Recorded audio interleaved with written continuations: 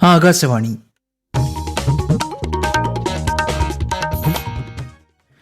നമസ്കാരം. പ്രാദേശിക വാർത്തകൾ വായിക്കുന്നത് കിരൺ ശങ്കർ. പ്രധാന വാർത്തകൾ. പ്രധാനമന്ത്രി നരേന്ദ്രമോദിയുടെ ഫ്രാൻസ് സ്ലോവാക്യ സന്ദർശനത്തിന് തുടക്കമായി. നാളെ ഫ്രഞ്ച് പ്രസിഡന്റ് ഇമ്മാനുവൽ മാക്രോണുമായി കൂടിക്കാഴ്ച. അസമിൽ വ്യോമസേന വിമാനം തകർന്ന് 5 സൈനികർ വീരമൃത്യു വരിച്ച സംഭവത്തിൽ ദുഃഖം രേഖപ്പെടുത്തി രാജ്യരക്ഷാമന്ത്രി രാജ്നാഥ് സിംഗ്. സംസ്ഥാനത്ത് നിപ പ്രതിരോധ പ്രവർത്തനങ്ങൾ ഊർജിതം. സ്ഥിതിഗതികൾ വിലയിരുത്താൻ കേന്ദ്ര സംഘം കോഴിക്കോട്.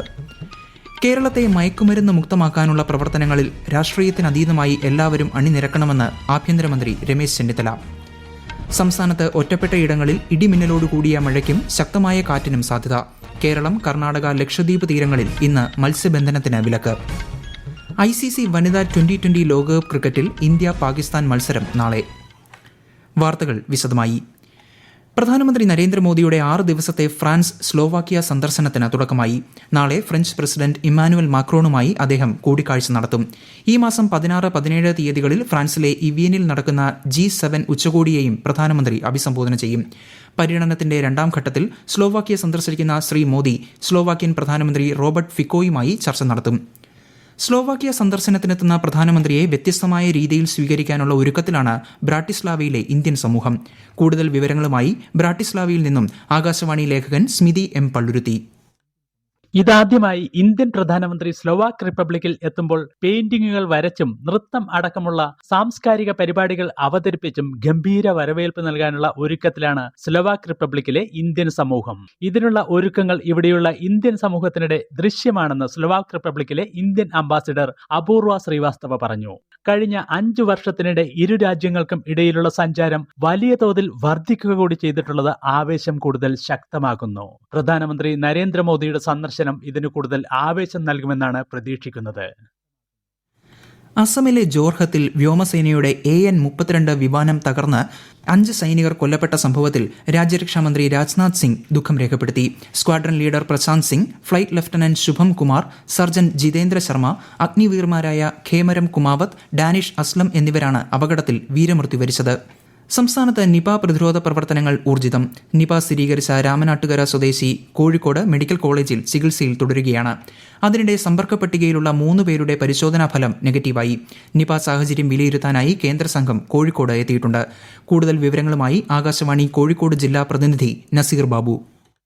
ഉച്ചയോടെ കളക്ടറിലെത്തിയ Indian Council of Medical Research സംഘം മന്ത്രി AP അനിൽകുമാറുമായും ജില്ലാ കളക്ടർ MS മാധവിക്കുട്ടിയുമായും നിലവിലെ സ്ഥിതിഗതികൾ വിലയിരുത്തി. ആവശ്യമായ നിർദ്ദേശങ്ങളും സംഘം മുന്നോട്ട് വെച്ചു.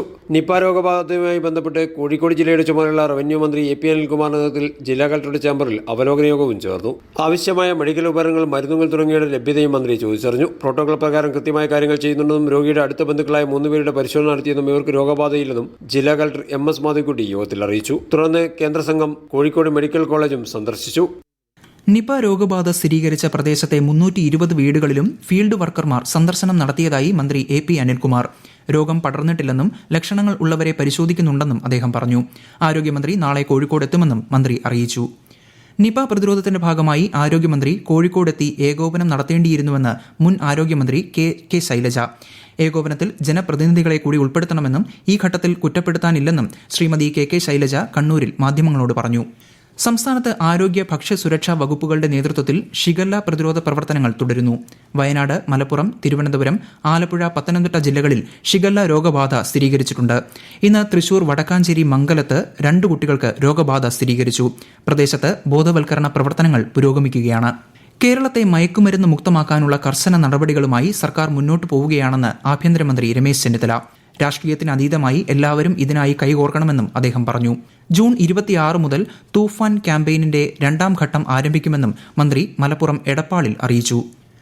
അന്താരാഷ്ട്ര യോഗ ദിനത്തിന് മുന്നോടിയായി ആയുഷ് മന്ത്രാലയം രാജ്യത്തുടനീളം പരിപാടികൾ സംഘടിപ്പിക്കുന്നു. ഗിന്നസ് ലോക റെക്കോർഡ് ലക്ഷ്യമിട്ടുകൊണ്ട് ഒരേ സമയം ഏറ്റവും കൂടുതൽ ആളുകൾ പങ്കെടുക്കുന്ന യോഗ സെഷൻ നാളെ രാവിലെ 6:15 മുതൽ 7:35 വരെ ആയുഷ് മന്ത്രാലയത്തിന്റെ യൂട്യൂബ് ചാനലിലൂടെ സംഘടിപ്പിക്കും. ജൂൺ 21-നാണ് അന്താരാഷ്ട്ര യോഗ ദിനം.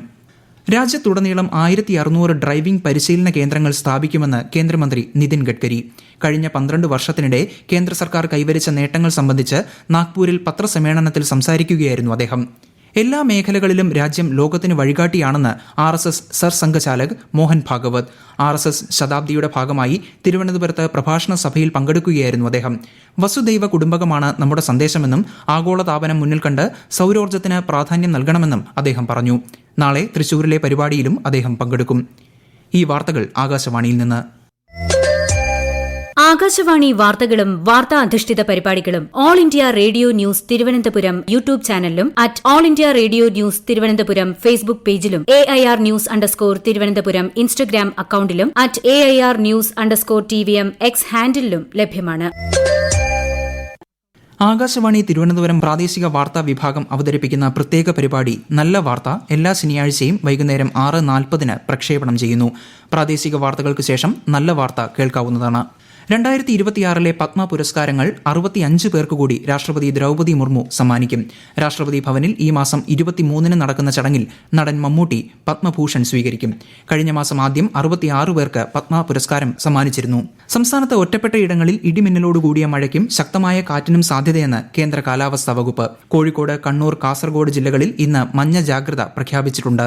നാളെ പത്തനംതിട്ട, കോട്ടയം, ഇടുക്കി, എറണാകുളം ജില്ലകളിൽ മഞ്ഞ ജാഗ്രതയാണ്. കേരളം, കർണാടക, ലക്ഷദ്വീപ് തീരങ്ങളിൽ ഇന്ന് മത്സ്യബന്ധനത്തിന് വിലക്ക് ഏർപ്പെടുത്തി. മഴക്കാലം ആരംഭിച്ചതോടെ ആലപ്പുഴ ജില്ലയിൽ പനി ബാധിതരുടെ എണ്ണത്തിൽ വൻ വർധന. പുതുതായി വെസ്റ്റ് നൈൽ രോഗം കൂടി സ്ഥിരീകരിച്ചതോടെ ആരോഗ്യവകുപ്പ് ജാഗ്രത കർശനമാക്കി. വിശദാംശങ്ങളുമായി ആകാശവാണി ആലപ്പുഴ ജില്ലാ പ്രതിനിധി R രവികുമാർ. ചേർത്തല താലൂക്കിലെ കഞ്ഞുക്കിഴി ഗ്രാമപഞ്ചായത്തിലുള്ള 2 പേർക്കാണ് വെസ്റ്റ് നൈൽ പനി സ്ഥിരീകരിച്ചത്. ക്യൂലെക്സ് വിഭാഗത്തിൽപ്പെട്ട കൊതുകുകളാണ് ഈ രോഗം പരത്തുന്നത്. തലവേദന, പനി, ഛർദി, വയറുവേദന, വയറിളക്കം എന്നിവയാണ് പ്രധാന ലക്ഷണങ്ങൾ. ഭൂരിഭാഗം പേർക്കും സാധാരണ പനി പോലെ കടന്നുപോകാമെങ്കിലും ചിലരിൽ നാഡീ സംബന്ധമായ ഗുരുതര ആരോഗ്യ പ്രശ്നങ്ങൾ ഉണ്ടാക്കുമെന്നാണ് ആരോഗ്യ പ്രവർത്തകരുടെ മുന്നറിയിപ്പ്. വായുവിലൂടെ പകരുന്ന ഇൻഫ്ലുവൻസ വൈറസ് വ്യാപനത്തിനും ജില്ലയിൽ കുറവില്ല. 4 പേർക്ക് ഡെങ്കിപ്പനിയും ജില്ലയിൽ സ്ഥിരീകരിച്ചിട്ടുണ്ട്.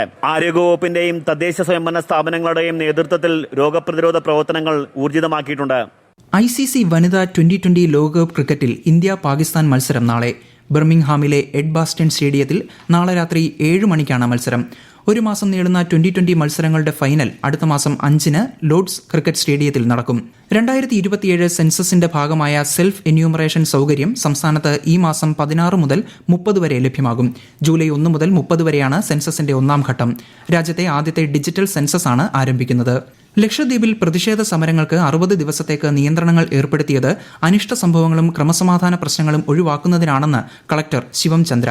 ജനങ്ങളുടെ അവകാശങ്ങൾ തടയാൻ ഉദ്ദേശമില്ലെന്നും കളക്ടർ വ്യക്തമാക്കി.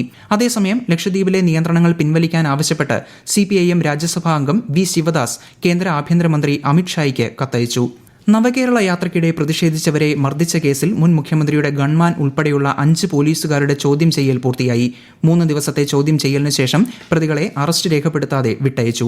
മിഥുനമാസ പൂജകൾക്കായി ശബരിമല നട നാളെ തുറക്കും. വൈകിട്ട് 5-ന് തന്ത്രിയുടെ സാന്നിധ്യത്തിൽ മേൽശാന്തി ശ്രീകോവിൽ തുറന്ന് നെയ്ത്തിരി തെളിയിക്കും. പ്രധാന വാർത്തകൾ വീണ്ടും. പ്രധാനമന്ത്രി നരേന്ദ്രമോദിയുടെ ഫ്രാൻസ്, സ്ലോവാക്കിയ സന്ദർശനത്തിന് തുടക്കമായി.